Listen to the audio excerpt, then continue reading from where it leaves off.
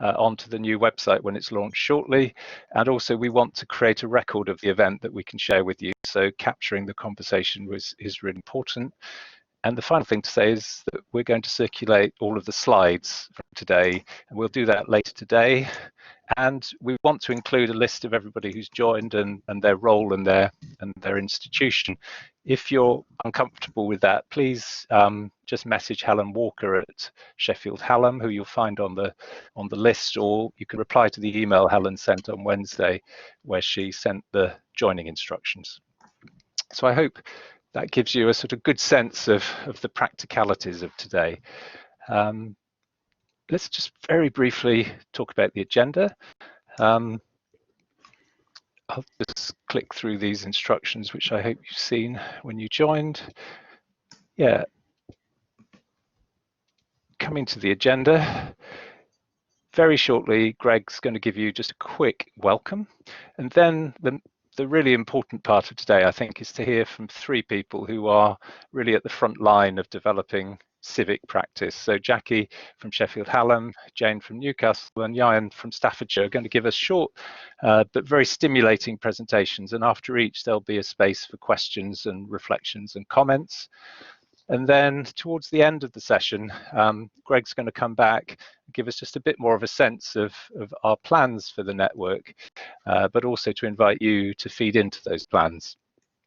And we'll also hear from Richard Brabner, who is director of the UPP Foundation, who kicked off this whole endeavour with the Civic University Commission. So it's great that Richard's joining us today. So lots to look forward to. Before we hand over to Greg, I just wanted to get a sense actually of who's in the room, in terms of who's joined us and what's your role in relation to civic work in your HEI. And you may not work in an HEI, in which case you might want to say none of the above. But there are three prompts here. Are you the executive lead who's got kind of senior responsibility for the civic work? Are you a project manager sort of reporting to an executive lead and actually making the civic work happen? Or are you just interested actually and really keen to find out more about the work? So Maddie's going to launch a poll for us shortly, and it's very easy. What you need to do is click on the number 1, 2, 3, or 4. Gosh, you're so quick. That's amazing. I've never seen a poll happen so fast. And while you're doing that, just to mention that Maddie is our technical producer today. Maddie Ford works with me at the NCC. If you're having any technical difficulties at all, please use the chat function and cry for help, and Maddie will hopefully be able to leap to your rescue. Okay, so Maddie, perhaps we'll just give that another. Perfect. Okay, so isn't that interesting? We've got a really significant group of executive leads who are actually formerly senior responsible members of staff for this work, a number of project managers, a few people who are just interested, and some people who are none of the above. So before I hand over to Greg, is there anybody who'd like to use the hands up just to sort of talk a little bit about why they're here? Anybody prepared to enter into the space and just talk a little bit about why you've come and who you are? And I'm looking for a hands up. Possible. Helen, fantastic. Can I come to you? Helen from the University of Bath.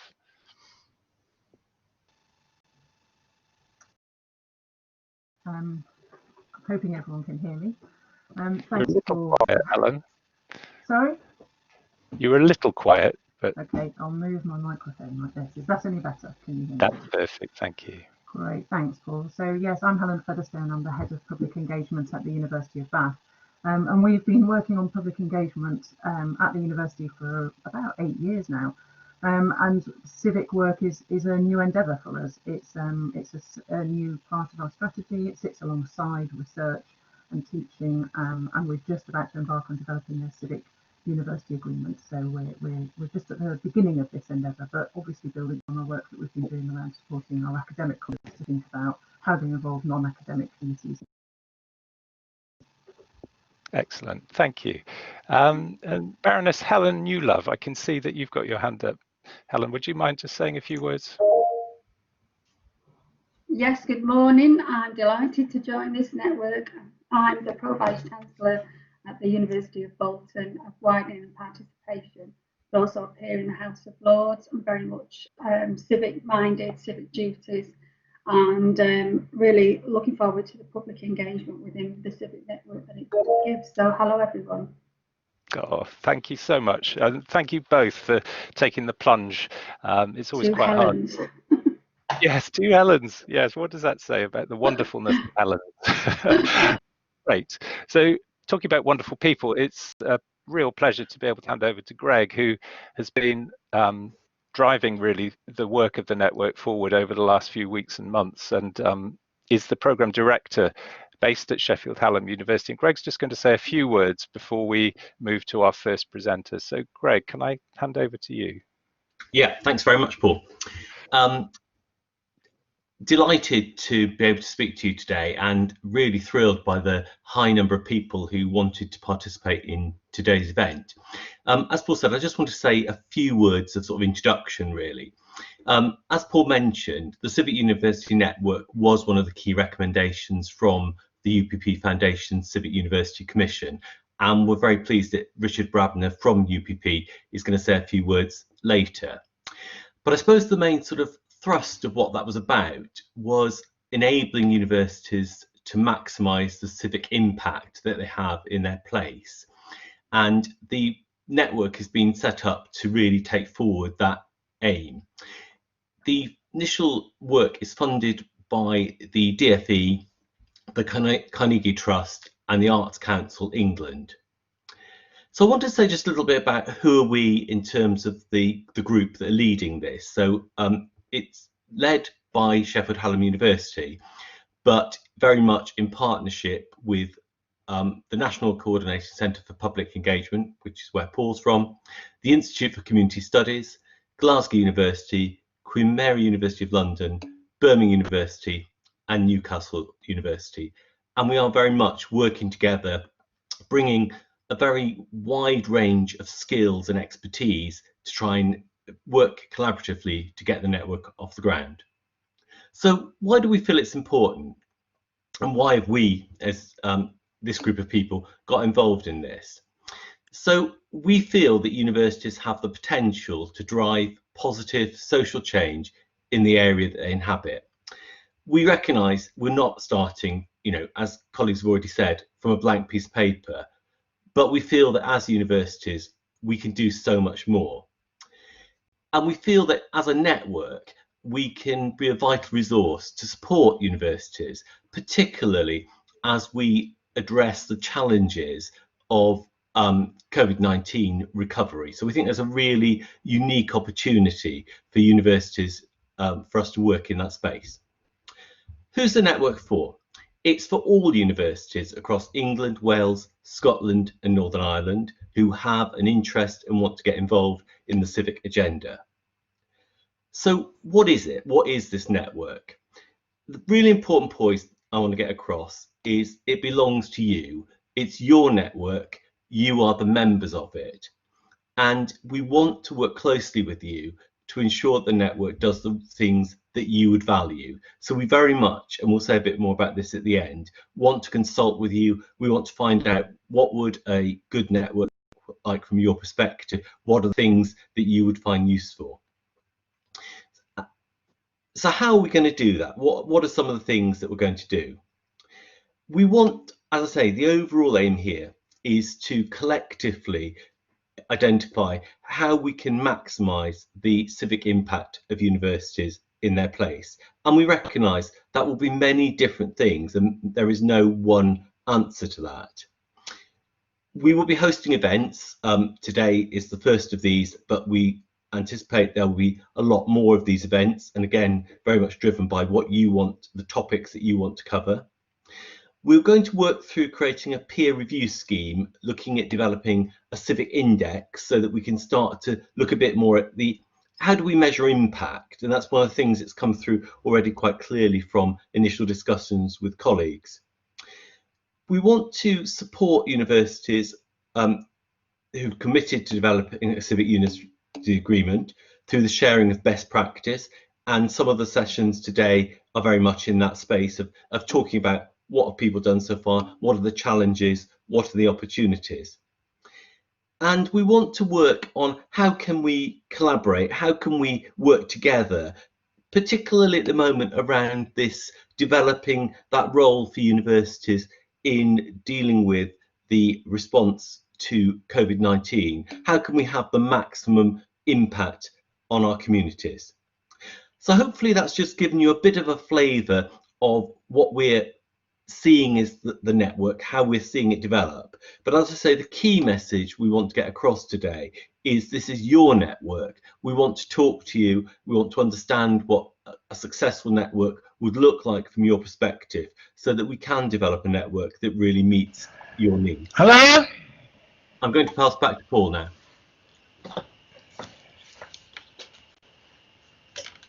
So that's lovely. Thank you very much, Greg, and welcome to everybody. Please, if you're not presenting, if you could keep your microphones off, that really helps everybody else's sound experience.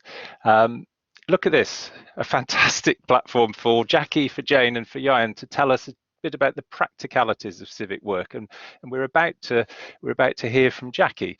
But before we do, again, I just wanted to step back just a tiny bit and think a little bit about where this work is coming from, and the work that the UPP Commission did, I'm sure all of you are aware of. And one of the key recommendations from the UPP report was that universities might prepare civic university agreements. That was one of several recommendations, but it's something that each of our speakers have taken very seriously and are working on at the moment. And in terms of what does it mean to create a civic agreement, I think the report wasn't prescriptive about it, but it talked about some of the principles that should underpin such an agreement to allow for a flexibility in the approach and in the interpretation. But these are the four principles which I think are really resonant. I think probably chime with things that you're all thinking about really hard at the moment, and they are very relevant in the context of COVID, of course. So place, as a place-based institution, high priority to the economic, social, environmental and cultural life of our communities. Public, a real focus on the voice of our local community. Partnerships, I think, absolutely underpin the principles here. That sense of working collaboratively, not doing civic to people, but creating civic in the relationships that we build. And a real focus on actually being able to articulate the value and to talk about the impact of that work. So before I hand over to Jackie, just a quick scan of the room, really. Are you planning to create a civic agreement? You've got four options, or a don't know. So Maddie, you could put that poll up for us. Just be interesting to know what you've decided to do. And I'm just in a second, the poll will come up on the screen. Those of you who are watching the chat will notice that Matt is also doing a sterling job helping people who are struggling perhaps with the sound. So are you planning to create a civic agreement? Here we go.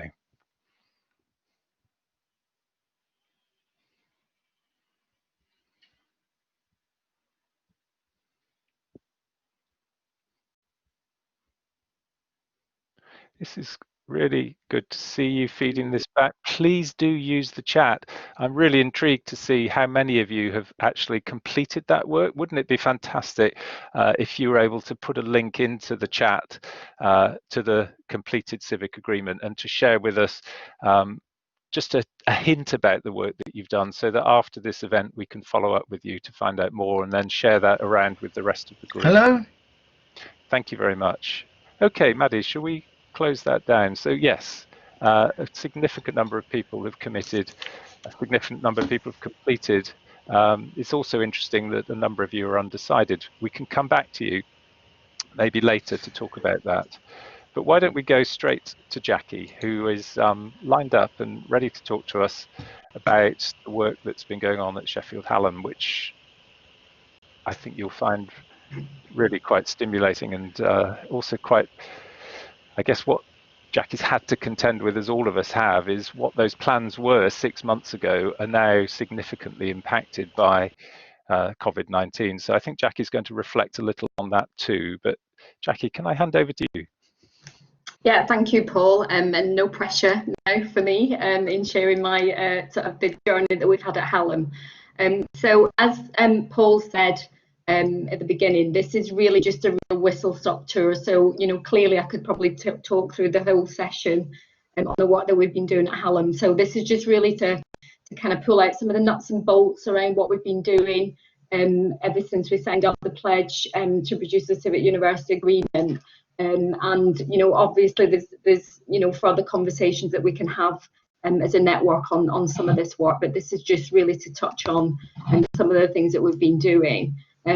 So in what we did from a Hallam perspective, and Paul mentioned about the Commission's report and the recommendations, and then the guide that had come out from the UPP Foundation around producing Civic University Agreements. And we used that just to pull out a number of core themes for us at Hallam that we felt would help sort of guide some of the work that we wanted to kind of do in the next steps.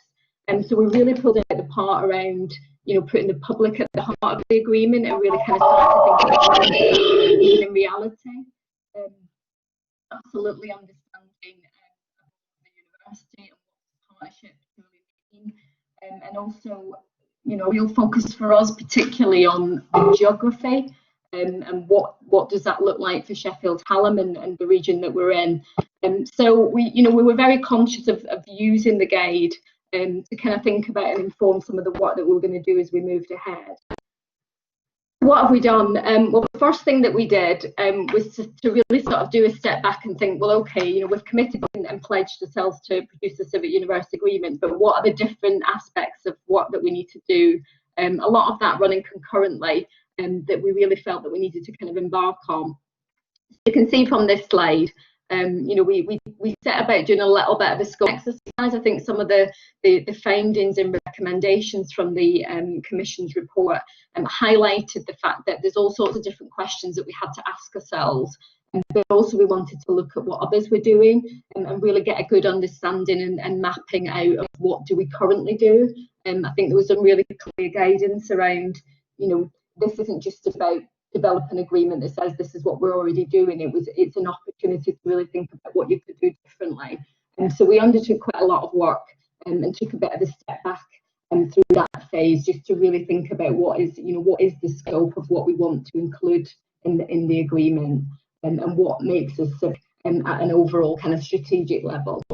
We then really thought back to the point around you know, the public and key stakeholders being at the heart of the partnership and informing you know, what the role of Hallam is as a civic university. So we looked at and developed a number of different engagement exercises, and I'll come on to talking through that in terms of what we did there and what that's kind of led us into the thinking.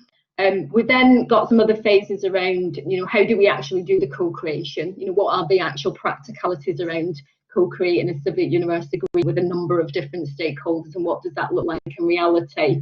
And then clearly there was a couple of phases around actually developing the agreement itself, and then going into kind of launching ongoing implementation, engagement and consultation. So we felt it was really useful to just kind of take that step back and that planning process. And I just pulled out on the next few slides some a little bit of detail around what some of the thinking that we did. So, you know, part of the challenge when we looked at the definition and scope of the Civic University Agreement was really around, you know, what is civic to us at Hallam. You know, there's a number of things that we all do as universities that are just our kind of core activities that clearly impact and help and feed into the regions that we are part of and are based in. And that's as simple as the fact that we're large employers in a location, and we therefore contribute in lots of different ways just simply by being a large employer.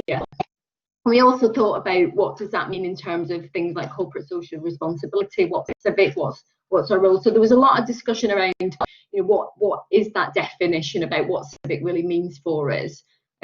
Also have you know, some considerations around the regional priorities. So, you know, we in the South Yorkshire region have a number of different aspects that we're feeding into. You know, whether that was at the time what that was going on regionally around the local industrial strategy. There was a regional strategic economic plan, which is still being developed. We have a number of different regional bodies that we have to with. So we really wanted to focus in on what that, where do we kind of pick up some of that regional need discussion from, and also where are some of the gaps that we're not getting at through the existing relationships that we had in terms of some of those partners.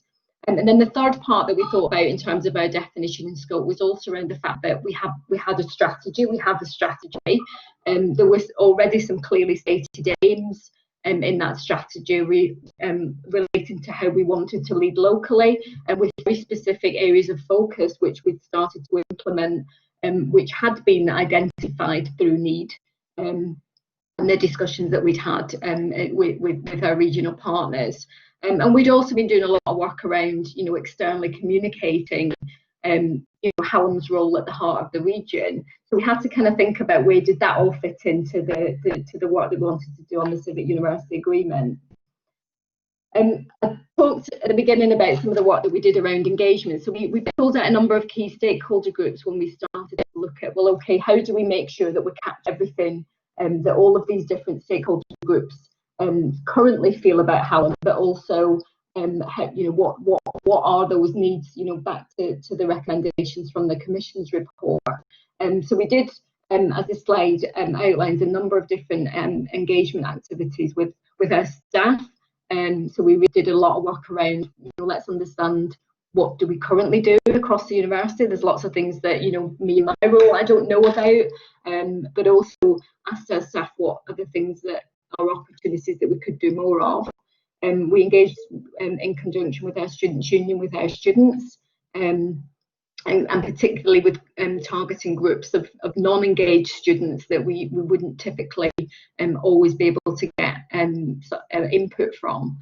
Importantly, we did a couple of steps around engaging the public. So we commissioned a YouGov public perceptions piece of research to go out and target some very specific demographic groups across the Sheffield City region. And a lot of that was around kind of unprompted and prompted awareness of our civic role and the activities that we do. And then we also did a more general public listening exercise with an online survey. And we actually went out and did some outreach events into other areas to make sure we captured responses.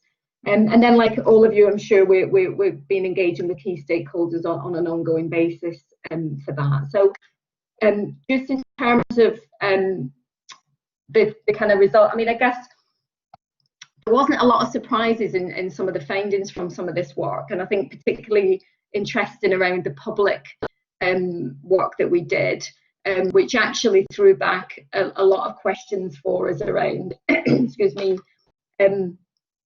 a lot of it was just around how much are we communicating and making our region aware of what we do. That was kind of the biggest finding that we had, that were, beyond the fact that they know that we teach and we're a university, that, there was very little awareness of some of the other kind of civic activities that we do. And I think that was a really interesting sort of part of what we found, and it kind of fed into discussions around is this just about talking more and communicating more with our local region about what we do, or or is the focus more on the kind of needs analysis and looking at the strategic impact that we can have?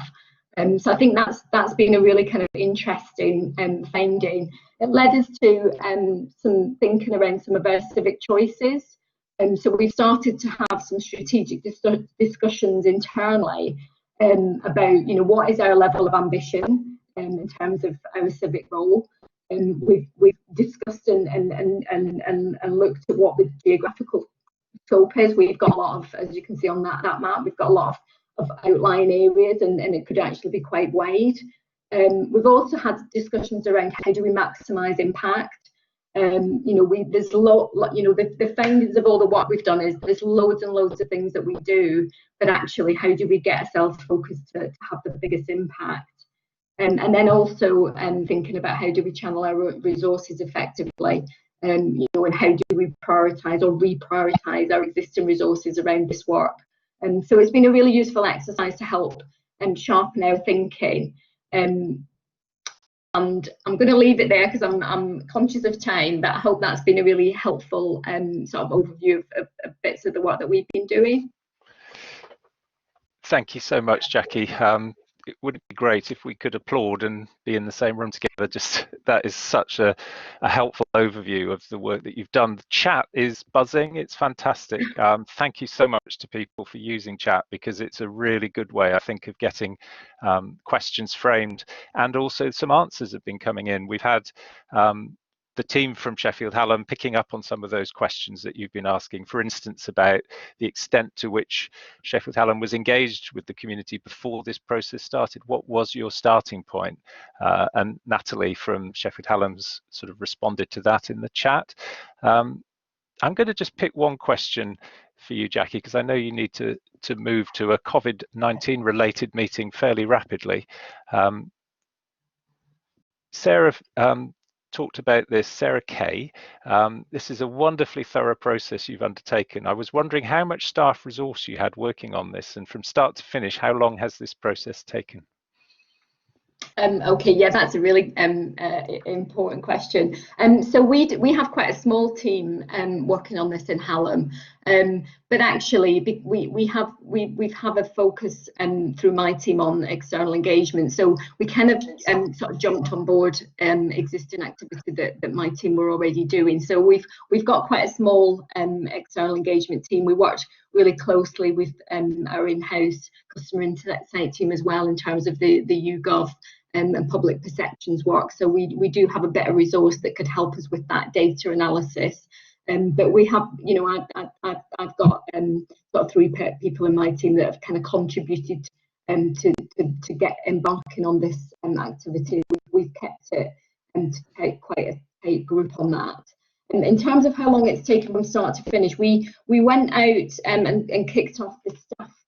The staff engagement activity was the easiest to just kick off, because it's our staff. We have lots of engagement activities already in place, so we just jumped on board with some of that. So we started that through the summer last year, and started to do some of the data gathering exercises on that bit. And the YouGov activity we did in sort of August and into September, and then the public perceptions work we ran through October, November. And then, you know, we used kind of January to do a bit of pulling together all of the analysis on what it was telling us. And that obviously then was starting to feed into what did we do next around stakeholder engagement, particularly with those anchor institution partners, where we wanted the discussions to be informed by what the public was telling us, rather than us just kind of, you know, ploughing on and going out and having those conversations. And then obviously something else got in the way in February, as it did for all of us. So that slightly just impacted on our timing. But yeah, you know, we've not rushed it, but we've made sure that we've done it in a flow of activity. I hope that helps. Thank you so much, Jackie. I think later when Greg comes back, he's going to talk a little bit about some of the focal points where the network could be really useful to you. And I think one of those questions is clearly about resourcing this work. You know, how are each of us approaching the real challenge of getting adequate resource to make sure we actually live up to the expectations we're creating around this kind of work. I think another thing that, Jackie, you picked up on was about that needs analysis and that evidence gathering, and making sure that these agreements are really responsive and really evidence-based. And again, that might be a topic that we look at in much more detail and in more depth in future meetings. But I think at this point, we're just looking at the broad kind of ambition and getting a flavour of the approaches. There was a very interesting question from Tim from Bath, I think, who asked about the extent to which Sheffield Hallam had worked with other universities in creating the agreement or not. And I think that was something that was addressed in the commission and raised as a question, really. To what extent can universities work together to develop these agreements? If they're place-based agreements, if they're in Sheffield, does it make sense for 2 universities or 3 universities in the same place to each create separate agreements? How do you get that overlap? And again, there was some really nice, thoughtful responses from the chat to that question. And Sarah from Sheffield University talked about how you've achieved some alignment in the work that you've been doing. Just a quick poll before we move to our next speaker, and thank you very much, Jackie, for that. Are you working with neighbouring HEIs to develop your civic work? Yes, no, and the it's complicated answer we felt just reflected the kind of complexity of some of the politics around place and HE, and it certainly seems to resonate with a lot of you. So I'll just give you a minute or two to do that. And Jackie, thank you so much. And I know you need to step out now, but it's wonderful that your colleagues from Sheffield Hallam are here. So if further questions come up later, I know that they'll be able to pick those up. So I think I'm going to move us on pretty quickly. I'll just give you another sort of, that's perfect. Thank you, Maddie. So yes, 25, no, 16, and 24, it's complicated. I wondered if there was anybody in the room who'd like to just put their hand up and reflect a little on how they've gone about approaching that challenge. Alex from Nottingham, that's fantastic. I'm kind of aware, Alex, of some of the work you've been doing, so I'm really delighted that you're going to talk to us a little bit about that. And we will again always be trying to share links with you to other people's practice. So perhaps we'll try and get some links from Alex later to share with you about what's been going on in Nottingham. But it's quite an interesting story from what I can gather. Alex, can I hand to you?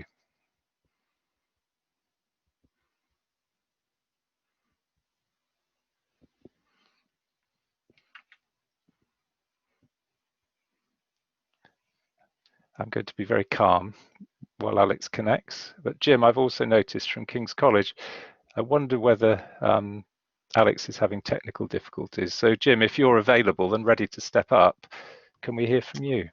Hi, Paul. Can you hear me? Yeah. Good. Hello. That works. Oh, good.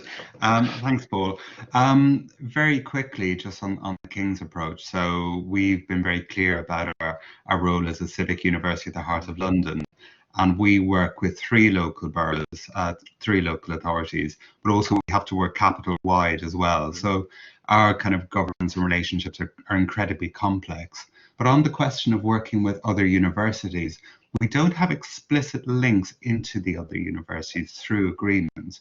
But what we do have is, I think, a kind of a burgeoning informal network. And I can actually see on this call this morning, we've got City University, London Met, we've had who we've been talking to very recently about their approaches, and also through the University of London as well, which is a federal university for 18 institutions. So we have those links going, but there's nothing formalized. But I think that speaks to the complexity of London, where there are 41 universities anyway. Sure. So it is quite complex. Great. Thank you very much. Alex, I think you might be back. Hi, can everyone hear me? I can hear you. Fabulous.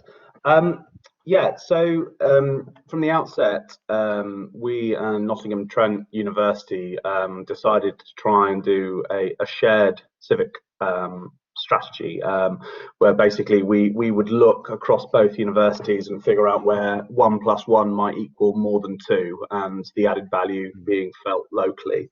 And so, it's been a process that's gone on for a couple of years, actually sort of preempted in many ways the work of the Commission, and has been very supported by it. But we undertook a joint economic, social, cultural impact study, which I've posted the link of in the chat.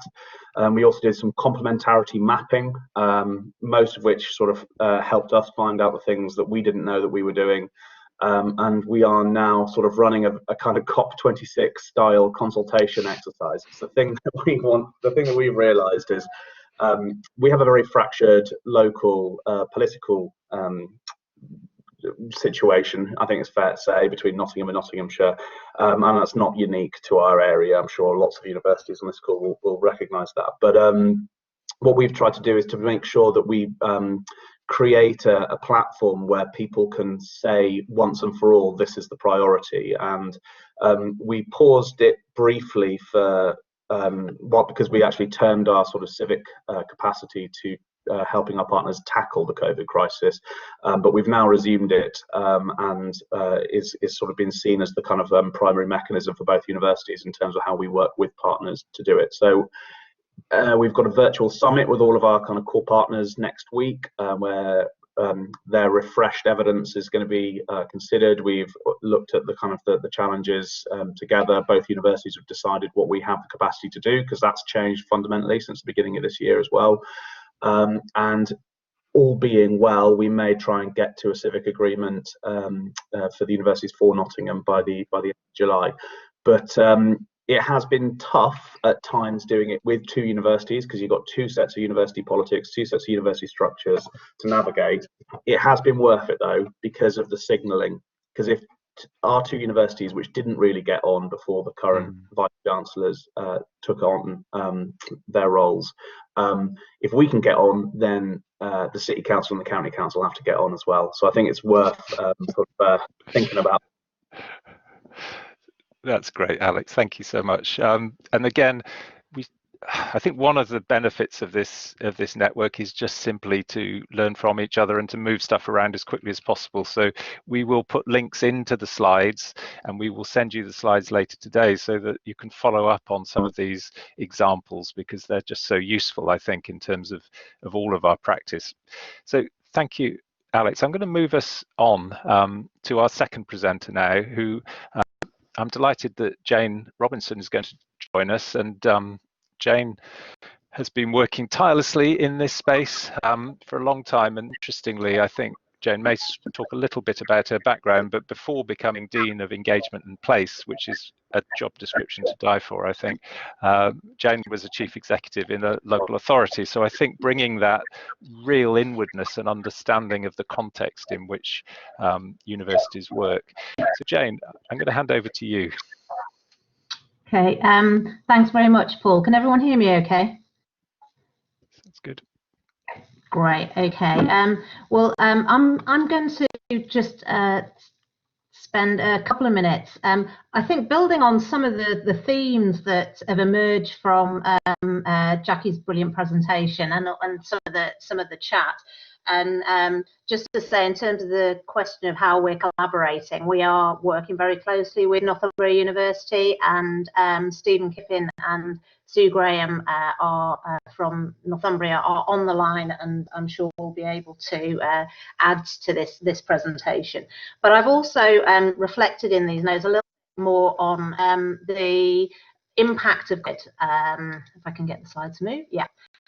So I'll just go back one. So, in terms of what I'm going to cover, a bit about how we've been developing the agreement and what happened in February, events, I'm afraid, but how we've responded to that and some of the challenges forward. So I wanted to start off by just sort of setting a bit of context, and this also reflects some of the questions that people have. I think there's a long tradition as a civic university and engaging with for Newcastle University, but as we thought about how we might develop what we're calling the Newcastle Agreement, our Civic University Agreement, we really wanted to make sure that we had the capacity and that we'd embedded the approaches across university. I think that point about vision and leadership is really important. This slide has a screenshot of our vision and strategy, and engagement in place is one of our 4 core strategies. I was brought into the university, as Paul says, previously having been COO at Durham University, but before that having spent most of my career in the public sector. And I was brought onto the executive board to really lead on delivering this strategy. And there's real commitment from the VC and across the university. Built quite a lot of capacity with the team, a number of cross-cutting deans with sector specialisms. And we've developed the support for colleagues across the university. We've also thought about the systems and processes that we need to have in place to really build this into everything that we do as a university. And there's also the internal governance and accountability. So we have an engagement and place committee that reports through to Senate and Council. So there's quite a lot of visibility on what we're doing here. So just a quick slide here on how things have been progressing. We've put a lot of time into developing the governance and partnership arrangements. And as I say, that's included bringing the two universities together, working with our anchor institution partners, particularly the local authority and the NHS, but reaching out to others more widely as well. We were really conscious of the need to make sure that we had that widespread engagement and the understanding of needs and opportunities in our local area. Like many, we do regular stakeholder surveys. So we made the decision not to do something specifically targeted to the Civic University Agreement, but we've done lots of engagement events and built on existing networks. For example, establishing a social justice advisory group that helps us understand and engage with the community and voluntary sector. We also did a fantastic project with common purpose called Newcastle 150, where we all contributed to working with many young people from all sorts of different backgrounds to get their vision and ambitions for the city and the wider place. We've been thinking about how do we develop a framework for measuring impact, and we agreed as a partnership to build and use the UN SDGs as the basis for that. So we've undertaken a local area review, and we hope that that will give us a sense of a benchmark that is relevant locally, but also something that translates nationally and globally as well. And we're actually thinking about and starting to develop some shared indicators which are relevant to the local area and linked into the local authorities' joint strategic needs assessments. And linked to that, we've also been thinking about, well, so what are the key strategic projects that are going to meet those needs and those shared priorities? So just some examples of things we've been getting underway. The Newcastle Net Zero project is focusing on climate change, using our academics with local partners to provide a roadmap to net zero. We've developed a student charter with Northumbria ourselves, but also Newcastle College. There are a higher proportion of students in Newcastle than pretty much any other city in the UK, and it seemed really important that we got the student voice in that and their role as citizens. So that's something that's underway as well. And we also wanted to make that connection between the local and the global. We've been developing place-based partnerships to share experiences. So for us, Pittsburgh's been an important focus as a place that has similar social and economic characteristics and history to Newcastle in the North East. And we also want to make sure that we build on evidence and use evidence-based policy making in the future to understand the differences that we can make. And so we've completed a feasibility study, and we're looking at the establishment of a policy and evidence hub. So we were making great progress. And then events. February and COVID-19 hit, and we had to think a little bit differently. We were on track to launch our Civic Newcastle agreement in the summer, but I think we felt that when COVID hit, we had to really recognise the fact that everybody had to turn their attention and capacity to dealing with the public health emergency that we were all facing, and indeed still are facing. I think what I would say, though, is that all the work that we've been doing, the capacity that I was talking about, the networks, the partnerships that we'd established, really meant that we were in a good position to respond rapidly and in a targeted way to that response. For example, cross-cutting deans meant that we had insights and links into the cultural sector, the community and voluntary sector, the business sector, to understand what the issues were and how we could work together in terms of that emergency response. We mobilised our partnership with the anchor institutions, and you can see some of our core partners down the right-hand side, really to do some rapid problem solving and addressing issues. So at a really practical level, dealing with accommodation for students, we were able to work together on that as two universities with the City Council and others. And we're looking at how we kind of start to think about those different phases, recognising that probably we're going to see that not in a linear way, but different approaches coming forward. Just want to say a little bit about emergency response. So the key thing here was about how we coordinate and communicate. So our COVID Civic Response Project, there's loads of information on our website, so we can share the link on that. And we identified some of the key themes in the ways in which we could support the wider community. Just two examples I was going to highlight. One around the production of PPE, massive issue across the country. Fantastic collaboration between the two universities, manufacturers and the NHS to design and produce face shields to meet the urgent need at the RVI in Newcastle. Really good example of collaboration. The second one I was going to highlight was around the issue of connecting volunteers to where they were most needed.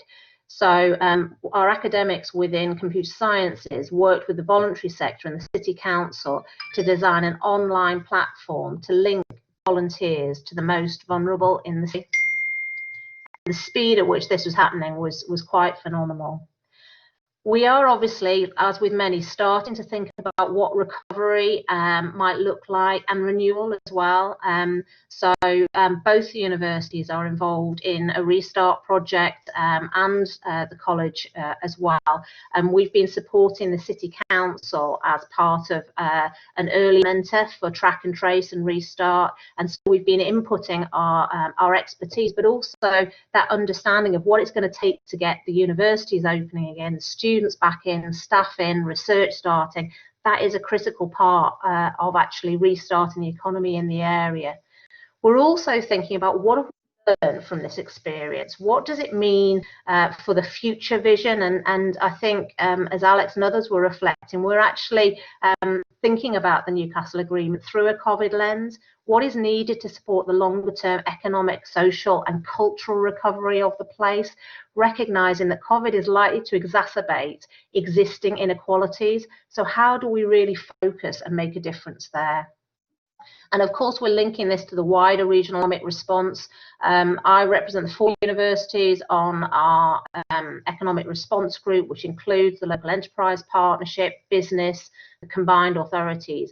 And as a sector, we are providing data and evidence and linking to see where innovation and research and our teaching and learning activities can respond to those place-based priorities. So I think in one respect, COVID-19 has had a massive impact on our Civic University Agreement. Our plans for a lovely big public launch this summer have been put a little bit on hold while we reflect and make sure that we're really focusing on the things that will make a difference. But in reality, I think that the work that we have done with our partners and within the university has meant that we've had the relationships and the structures to respond quickly to what's been needed, but that we're also playing our part in helping to build what the future might look like. So whatever the uncertainties and challenges are ahead, and clearly there are many for the sector and society more widely, I think it's very clear in Newcastle that the civic role of the universities has never been more important. Thank you. Again, wouldn't it be great to be able to applaud? You can applaud in chat, as some people are demonstrating so beautifully. Thank you. Thank you, Jane. A chance now for a few questions. It's been great watching the chat. It's been really interesting. Not only are people responding to what the presenters are saying, but they're also connecting with each other, which I think is the whole point of this network. Jane, there was a question about what is local for Newcastle. This is from Matthew Snape. He says, what is local for Newcastle University, given the global orientation of its mission?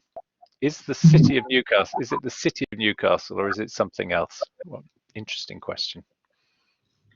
Yeah, I think it is a really interesting question, and I was fascinated to hear more about the clear approach that Jackie and Sheffield Hallam have taken to this.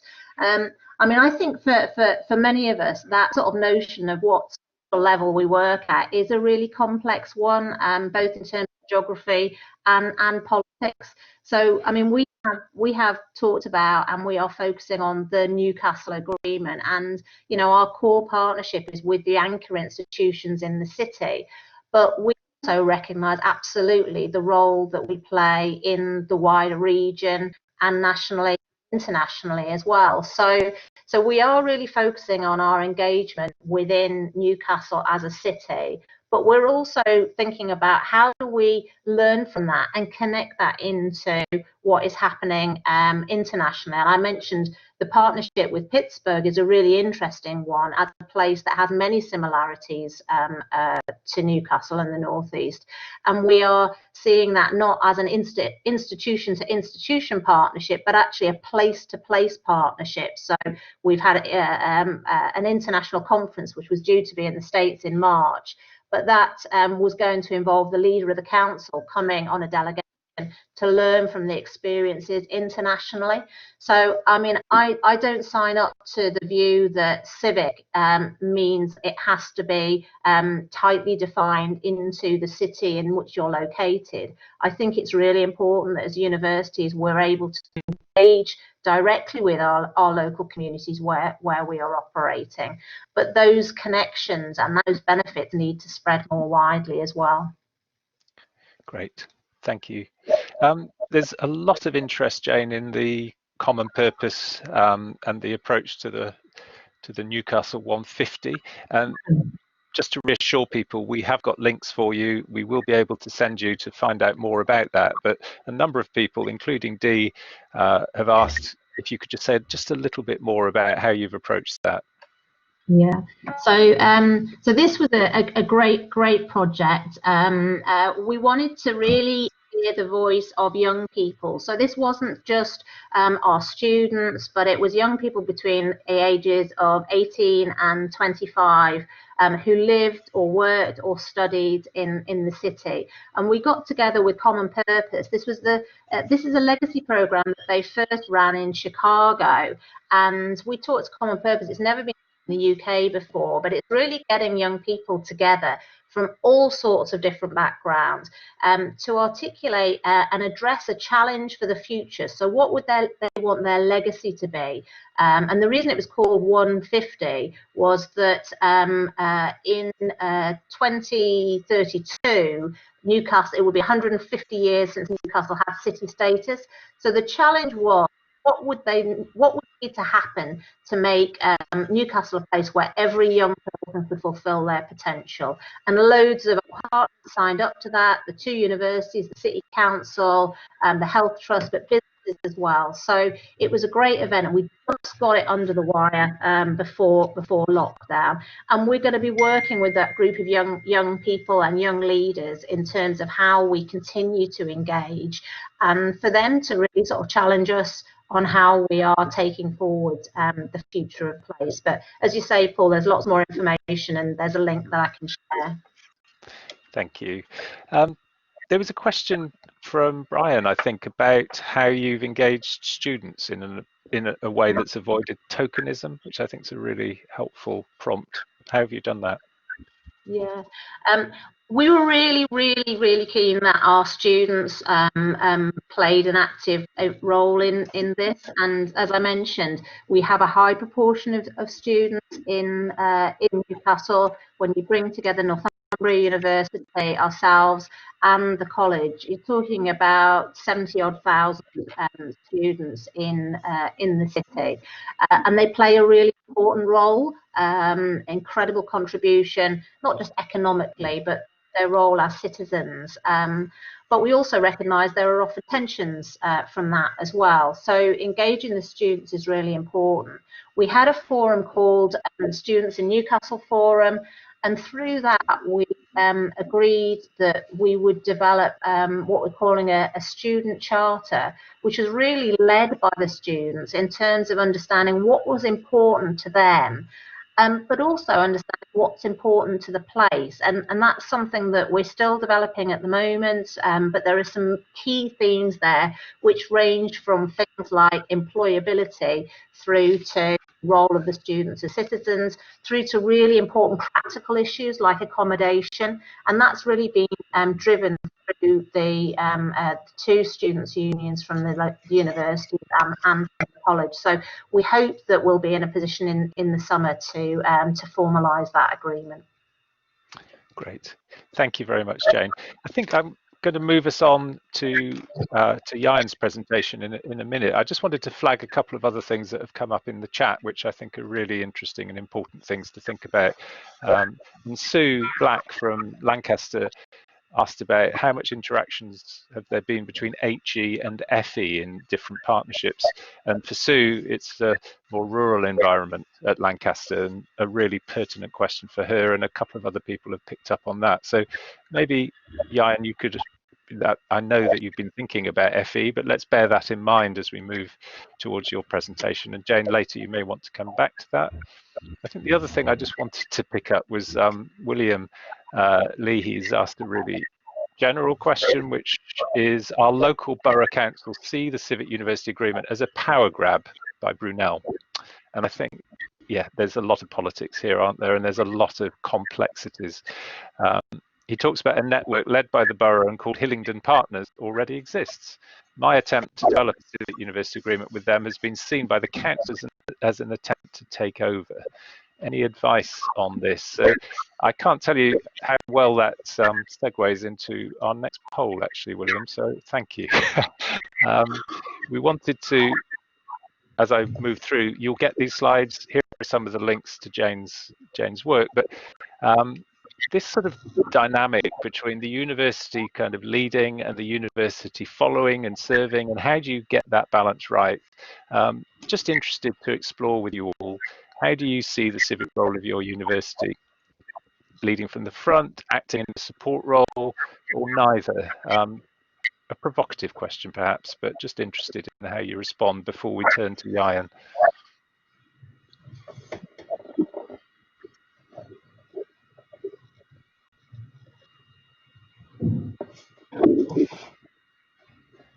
I've just noticed Alex's response in the chat. William, he says, we've had to be really clear throughout that our Universities for Nottingham Civic Agreement is about our partners telling us what they collectively want us to do.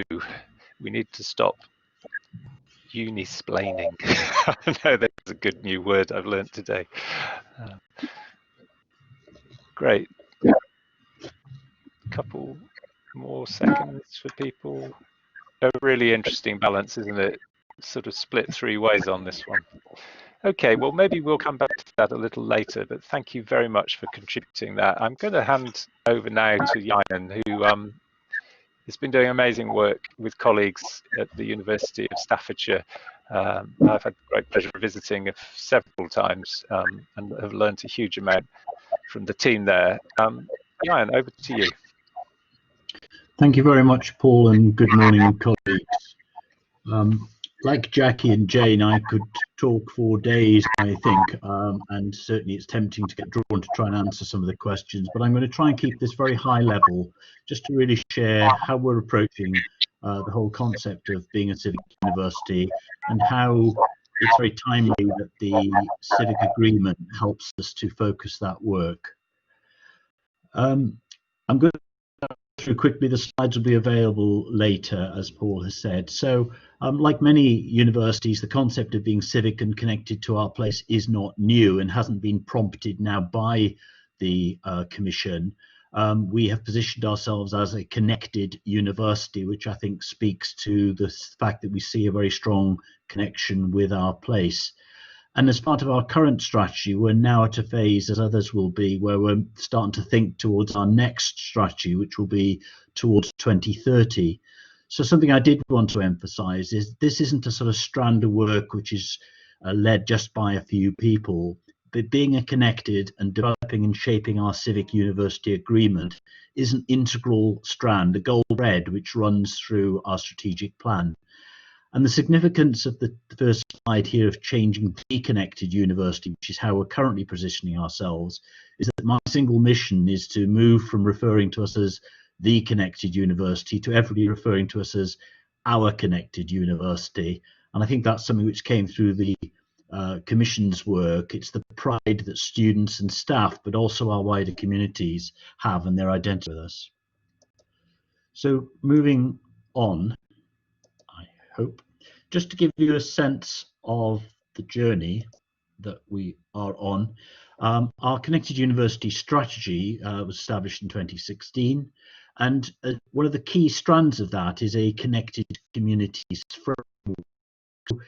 We'd been developing and unpacking, if you like, what it means to be a connected university, what it is to add value to our place, when the Civic University Commission came along. So it was timely for us to be able to, with confidence, sign a pledge, because it fitted in very much the work we were doing. Others have commented that one of the key things is understanding how we maximize the impact that we're having, but also how we're able to measure and quantify the impact.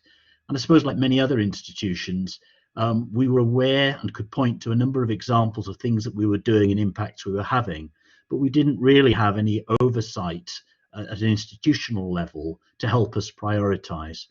So we have conducted with Hatcher Generis a baseline impact report, and this is not new stuff. I know many universities have got similar reports, but they often focus on the kind of economic impact, expressing the GVA added from the university.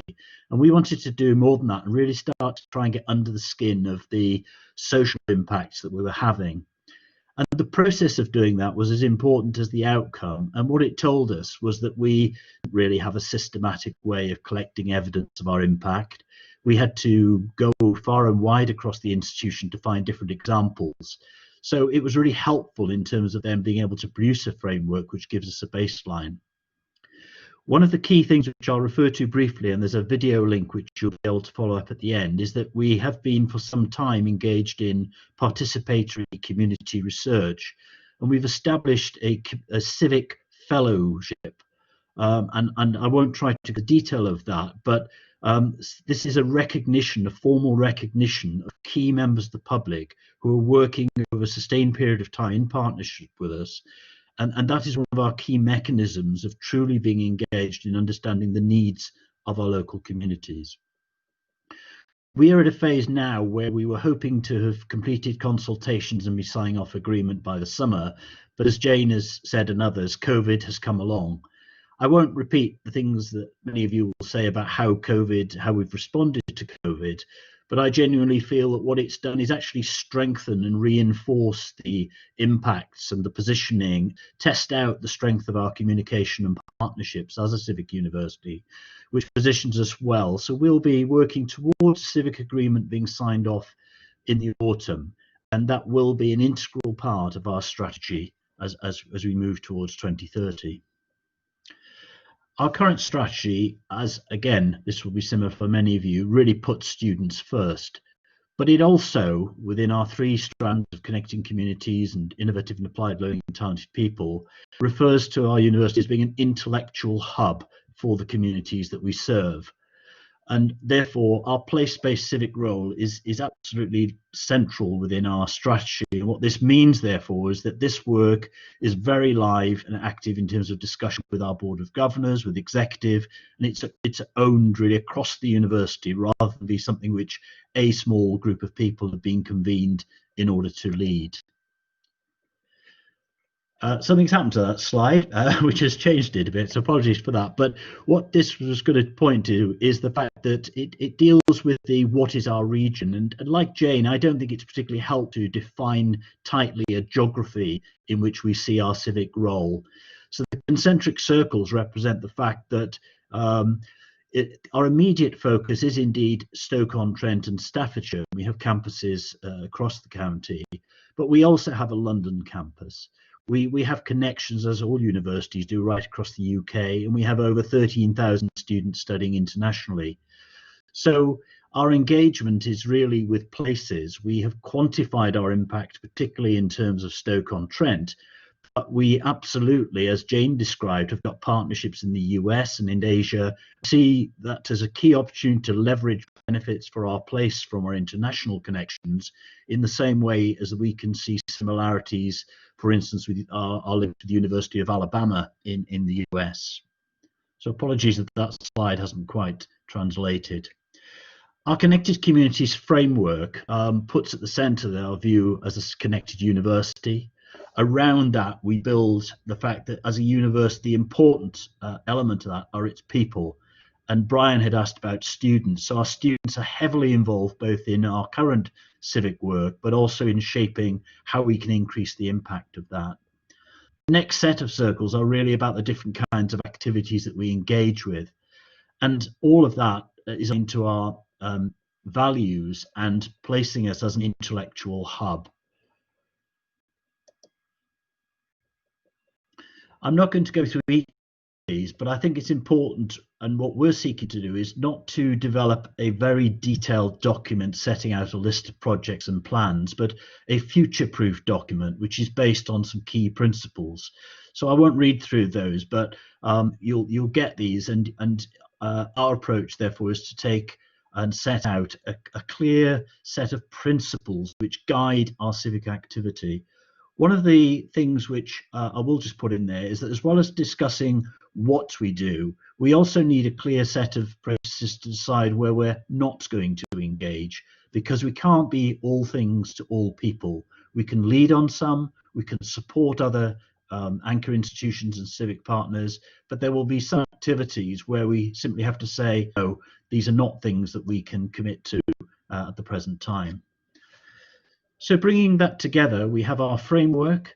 When we have undertaken our impact evaluation, the different coloured hexagons or octagons, I'm not sure which they are there, represent the different areas in which we've now developed baseline measures of our impact. And there's a lot more that I could say about that in terms of our economic impact, our commitment to social mobility in terms of our access and participation plan is absolutely key. We are in a region with very low progression to higher education, low skills, etc.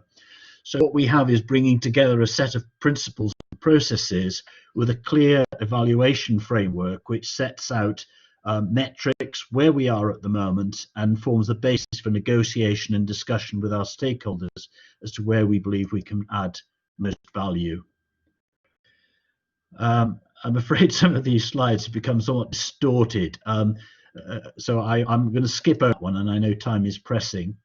I'll just, on the final slide, refer to our civic fellows. I'm happy to provide more detail of these, but this is really about truly valuing the contributions of the public. And this is a process which, similar to the appointment of professorial appointments, we have a formal process now to recognise individuals who are undertaking work which really champions our civic mission and connects us in different ways. And Paul has given me a note so that we don't have to go through the video. It's about 2.5 minutes. But I think the individuals, some of our civic fellows here, talk about what this means to them to be representing the university. And it goes back to my first slide about, you know, that pride in a university, the recognition of the value it brings, and being proud to be staffs. So I'll stop there. There's I know time is pressing, but I'm very happy to share slides. I'm more than happy to answer questions, and would be delighted to follow up and speak to colleagues after today's event. So thank you. Thank you very much, Ian, and apologies for the briskness with which we need to move through everything. We'll take some questions in a second. Just reminding you again that we will send you the links. The video that Jan mentioned is really worth watching. The Connected University Strategy is a great read, a really thoughtful approach, and provided the foundation ahead of, as Jan said, ahead of the Civic Commission. And I think that's a really interesting thing I picked up from your presentation, Jan, that you talked about the sort of origins of this work in 2016 and showed us something of that journey, but the need for these kinds of relationships to be built upon long-standing trust and you know, and community, really, and that you cannot just turn these buttons and switch these things on. They need really patient and long-term work. And I think you've just one example, the Get Talking Hardship project that that there is a link to here is just one of the many examples of the fantastic work that has been going on at Staffordshire for many years to build really collaborative relationships that really deliver social value. And picking up on that theme of social value, there was a question about how you've been measuring and thinking about value. So from Charlotte, she says, what does going beyond economic impact and GVA mean in terms of measuring social impact? Can you expand on, give examples of the baseline measurements you referred to? And I'll hand that question to you but just before you respond, Jan, just to say again that we want to share resources and approaches, and at Staffordshire, a lot of thinking has been going on around social impact and measuring social impact. And of course, that relates to things that we're all worrying about in terms of the KE Concordat and the KEF and the HEBKE review. And this whole sense of how do we develop really meaningful indicators of the value of this work. And we feel that's a very productive theme for this network to go into in more depth. But just to put you on the spot, yeah, and anything you'd like to say to Charlotte about how you're approaching your baseline and how you're thinking about social impact and what you're drawing on to help you do that work well. Yes, thank you very much. The short answer is it's very difficult and very challenging. It's the question that everybody's working on. So the process of going through a baseline social and economic impact assessment included looking at many other universities and what they've done, how they're going about it. And to disappoint you but not surprise you, when it falls into two categories, I suppose, being very simplistic. There are numbers, and so we can all put numbers against certain financial impacts, and those are fairly traditional. When you start looking at impact, social impacts, you realize that whatever data you collect, that really you've got to start looking at qualitative data. So what we're looking at is how we can more systematically now develop case studies and how we can collect evidence which isn't just in the form of words, but also in terms of video, in terms of personal testimonies, but do that in a systematic way. So if you take the analogy, I suppose, of the REF, where you're looking at impact case studies alongside citations, etc., and everything. What we're starting to embark on is to look at ways in which we can gather evidence of the impact that we're having for our stakeholders, which goes beyond simply numbers. And I think the KEF leaves that open for individual institutions to start shaping that work in terms of how they do that. So we're not at the position where we have got clearly defined KPIs for each of those. It is still very much work in progress, but what we've been reassured on, I suppose, is that we're no further behind or no further ahead, or perhaps slightly further ahead in some cases than others. But the answer is really it's going to be a multiplicity of different forms of evidence that we're gathering as we engage with key stakeholders that will give us a more rounded picture of the impact that we can deliver. Great. Thank you. Yes, that is a very difficult question. Just interesting seeing a comment from Julian from Manchester about what do we think about civic engagement in the light of continued government priorities to level up the economy and address skills gaps between London, the South East and the rest of the UK. I won't ask you to respond to that, Jan, because I don't think we've got time, but I think it is another of the strands that we feel this network really needs to help each other with, which is about the policy connectivity of this work and how what we're trying to achieve through the Civic aligns with other kind of developments in policy, for instance, around place, around equity, around levelling up, etc. And Natalie, who's had to leave the session, but is heading up policy at Sheffield Hallam, is leading a work stream for the network around the policy connectivity of this and trying to make sense of the landscape and trying to position Civic in the context of all these other really important developments. So that, again, is another thing that we want to talk to you about, to work with you on, so that we can really focus and be clear, I think, about the connections that this work has to other aspects of HE policy. So thank you very much, Jan. We're moving into just the final 15 minutes of this workshop, and in a second I'm going to turn to Richard from UPP Foundation just to reflect a little from a funder perspective on what he wants to see with his colleagues who are funding the network, us to try and achieve together, really, before going back to Greg. But I also just want to say, if there's anyone who at the very end would like to just chip in with a few thoughts, it would be great to see one or two of you in person to just offer a reflection on today. So I'm just queuing you up in case you want to pluck up courage to speak. So thank you. I'll turn to Richard first. Richard. Thank you, Paul. And hello, everyone. It's brilliant to be here today for our first Civic University Network event, and great to get this off the ground. When we developed the idea of establishing the network, this wasn't quite what I had in mind for a first event, but given the situation we're in, it's great that everybody could get together today via Blackboard in a virtual, truly civic community, and great to hear the presentations earlier, obviously. I do miss meeting people though, and I'm not sure about you guys, so I'm very much hoping that Greg and the team will be putting together a real launch with the accompanying cheap wine and dodgy canapes when the time is right, hopefully not too far in the future. Anyway, for those of you who don't know who we are, I'm sure most of you do, but the UPP Foundation was set up in 2016 by a student accommodation provider, University Partnerships Programme. We're an independent charity in our own right, a corporate foundation. We provide grants to universities and charities to run pilot projects, and we've invested about just over £1 million in the last few years on 30 pilot projects.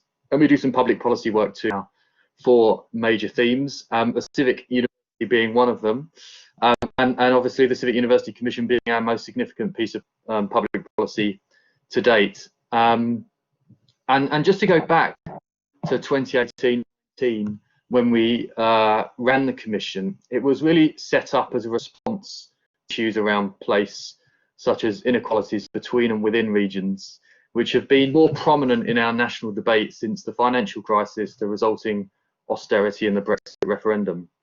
And as you all know, the Commission looked at the role that we play in our local communities. It reimagined the civic role for the 21st century, and it attempted to help our sector think about its impact across all aspects of the university, to the economic and cultural well-being of disadvantaged places. And, you know, picking up on the 3 presentations today, I think it's quite striking, both in terms of the comprehensive nature that all 3 universities are put in place in terms of evidence gathering, engaging the public and their partners, and how critical the development of those relationships have been to strengthening capacity building in response to the crisis over the last few weeks and months.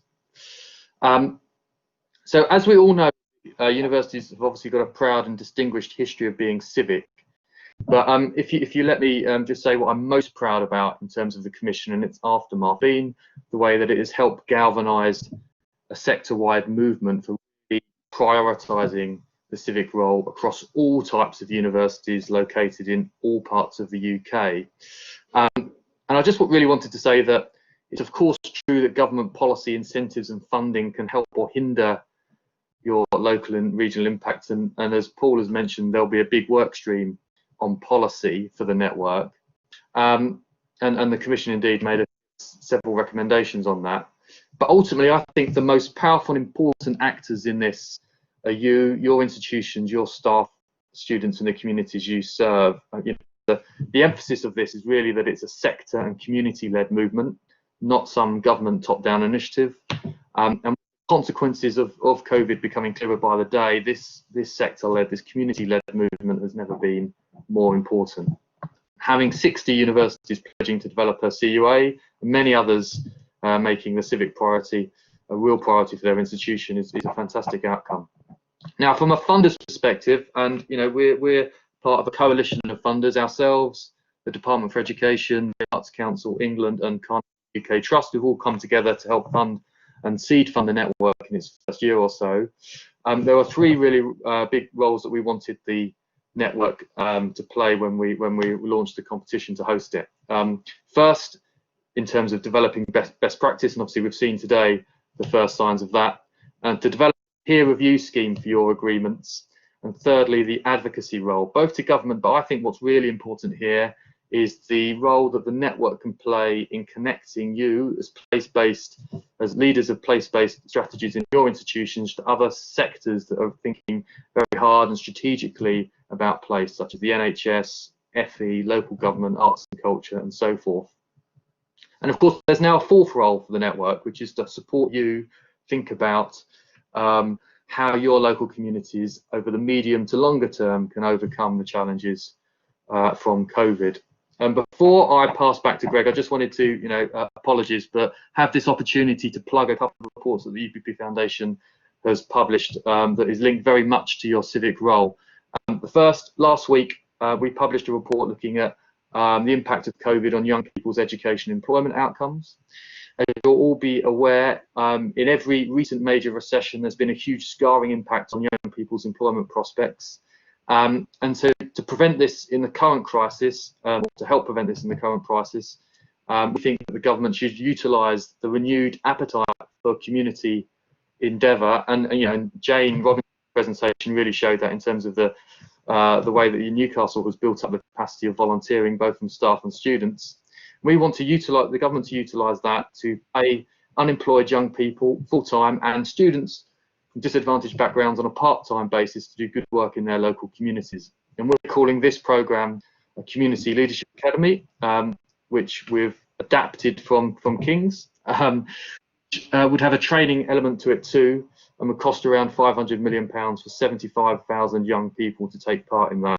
So if you're interested in that idea, do take a look at our website, and I'm very happy to have a conversation with you about that. And secondly, to respond to the point that was made earlier around levelling up, our next report, which is a sort of a follow-on from the Commission report, is looking at the role universities can play, particularly in post-industrial towns where there might not be a university in that town, but clearly we need to think about the civic role in these sort of what's called left behind places, although I really dislike that terminology, but I haven't got a better way to frame it at the moment. And all three discuss about geography and the role that you play, not just in your city and community, but in your wider regions too. So that report picks up on that too.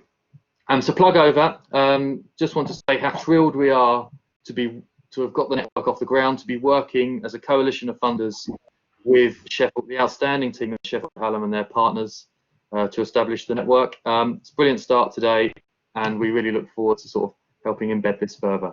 So Paul, Greg, thank you.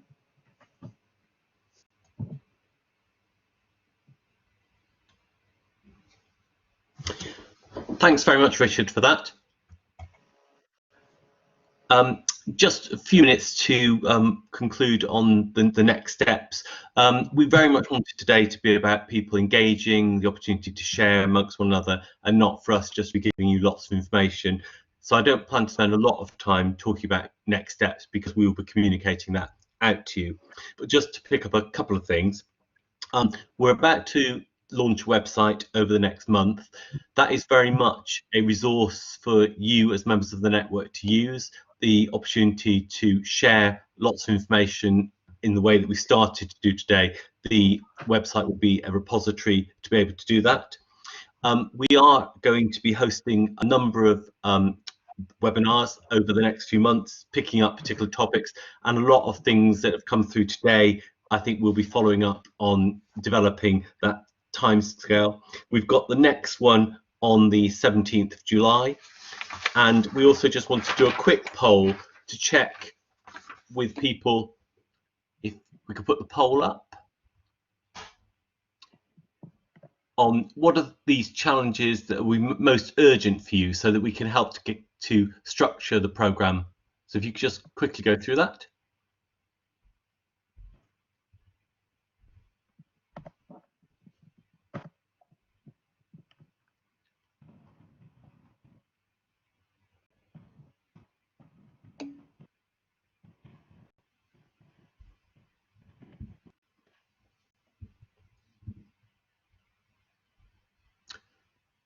That's great. Thanks very much, everyone. We'll feed that into our thinking. But as I say, the main thing that we want to get across today is this is your network, and I think we've already demonstrated the huge benefit of sharing time together, and lots of exchanges have already happened today. We want to very much build on that. We want to do a bit of a survey coming out to you to find out in a bit more detail what would an excellent network look like from your perspective, and how do we go about developing that. And we're hoping to hold some regional virtual road shows where we can talk to people on a slightly smaller setting, and perhaps have a little bit more discussion about your particular geographical context and some of the challenges that you're facing. So again, we can feed that into our thinking about how do we develop the network so it absolutely meets your requirements. I'll pass back to Paul now.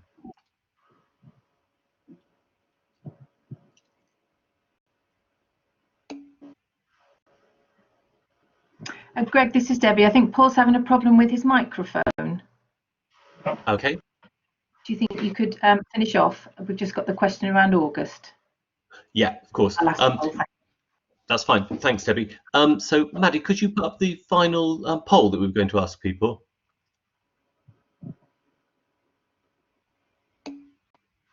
So, we recognise that this is a slightly unusual time and that we wouldn't normally be suggesting having events in August, but we thought given the COVID position and obviously our summer holidays are going to be very different from usual, we would just like to get a sense from people as to whether it would be worth doing something in August or not.